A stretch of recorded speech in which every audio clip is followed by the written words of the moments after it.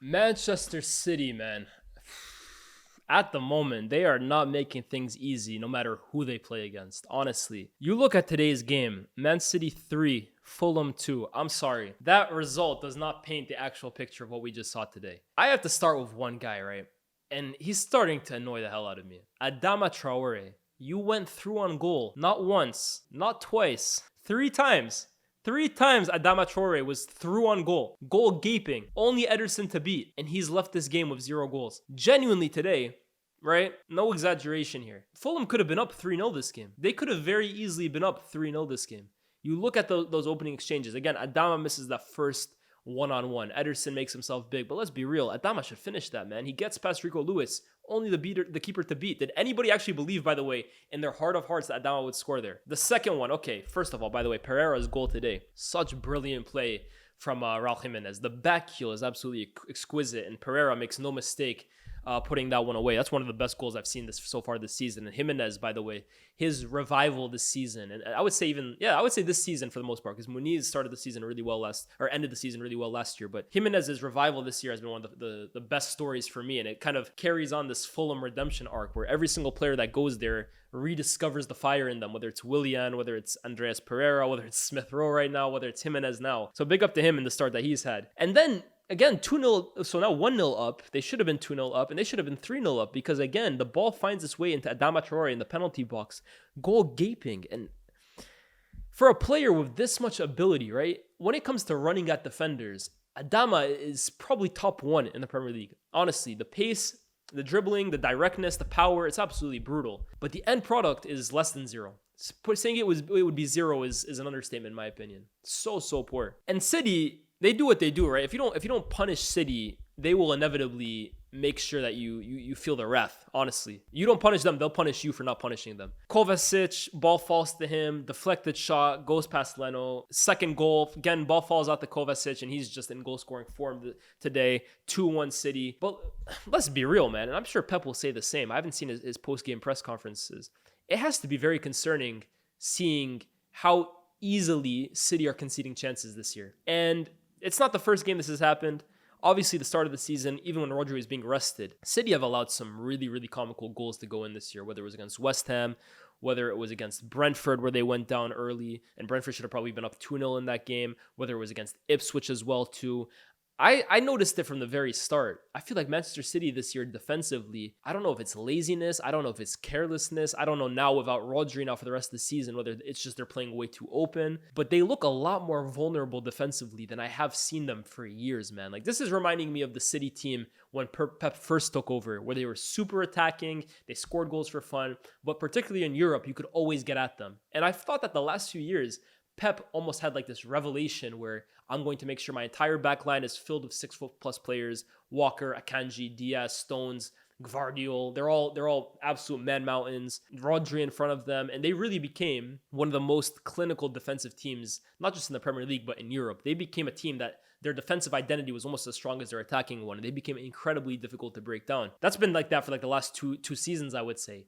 But this year, the way City have started the year defensively, man, it's absolutely shambolic, honestly. Like, I don't know how City fans feel about today, right? But me just watching it, I'm looking at this team that, again, I don't get it twisted. Rodri injury or not, I think City will go far in this title. Like, they might even win it again, right? They're probably still the favorites in a lot of people's eyes. But something has to give with this defense, man. Because honestly, we talk about sustainability. How many times can they continue allowing these comical goals and these comical chances to kind of get past them and still find the necessary goods to win the game?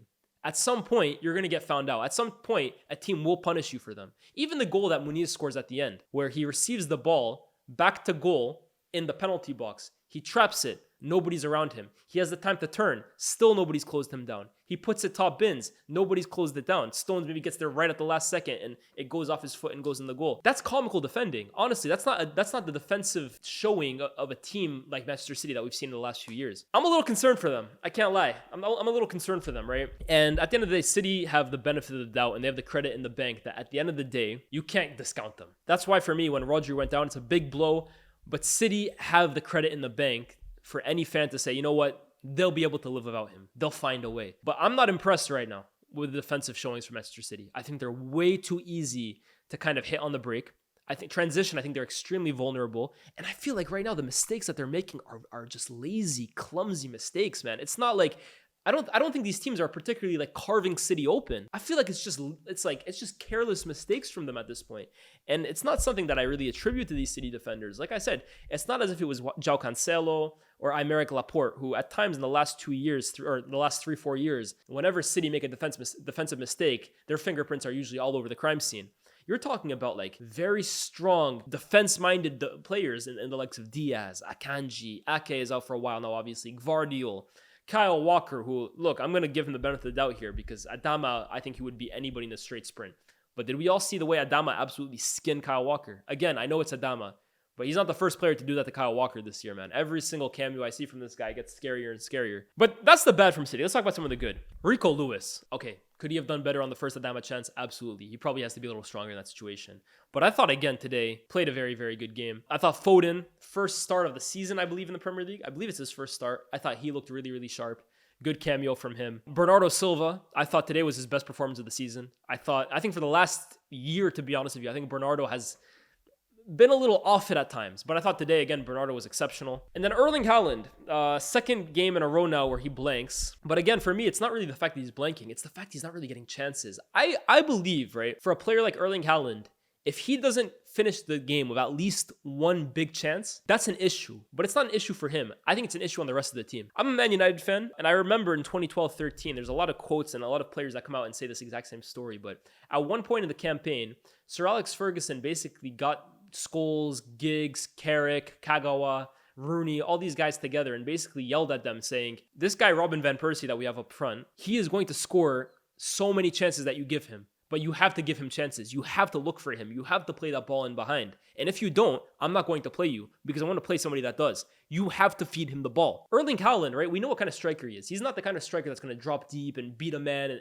and score from 30 yards out or dribble 3 players. He's a player that you have to give him service. And with the limited service you give him, he will carve out goals. But you have to give him that service. And I feel like when Kevin De Bruyne is not playing, he's one of the few players that actually consistently picks up his head and his first thought, where is Erling Haaland? How can I get the ball forward to him? I feel like he's the only player on City that consistently does that. So many times I'll see Erling Haaland make a run, kind of come in and then immediately try and make that run over the defense, darting runs. Bernardo Silva will look at him and pass sideways or backwards. Foden will look at him and pass sideways and backwards. Gundogan will look forward and pass sideways and backwards. At some point, guys, I understand, like I'm not saying, I'm sure Pep has very, very clear, strict instructions on how these guys have to play. But you have the most devastating goal-scoring force in the world playing in front of you. Let him stretch his legs. Let him try and have his luck against these defenders. I feel like at times Erling Haaland, man, I don't want to say the word misused. I remember a few years ago, like I think it was Carragher who was trying to say Haaland would be better on a different team. I'm not going to go that far.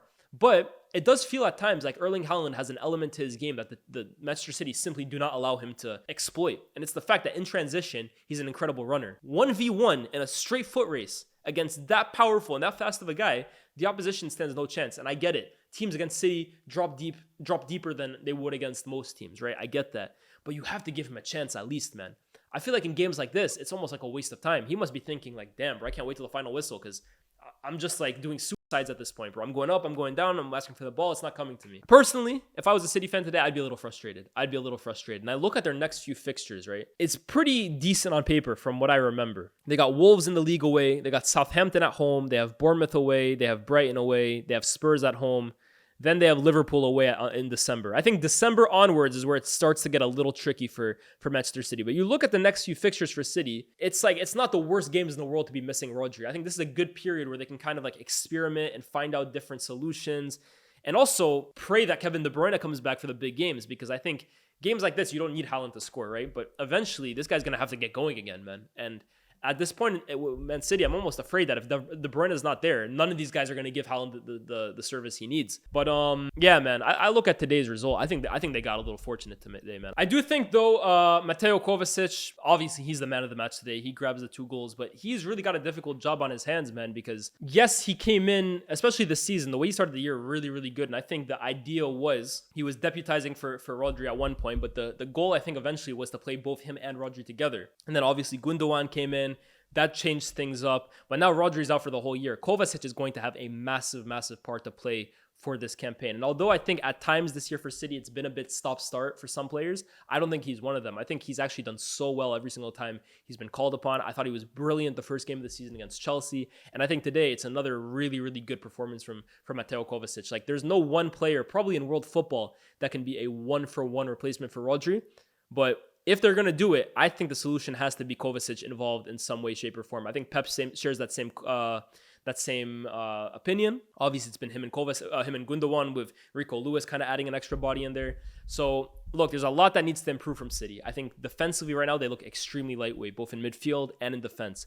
But on the ball, they are looking good with Kovacic, Rico Lewis, and Gundogan, man. I think that three right there, that's probably the way forward. And maybe Bernardo Silva can kind of play a part in there as well, too. We'll see how it goes. But City, today, I think you got away with one.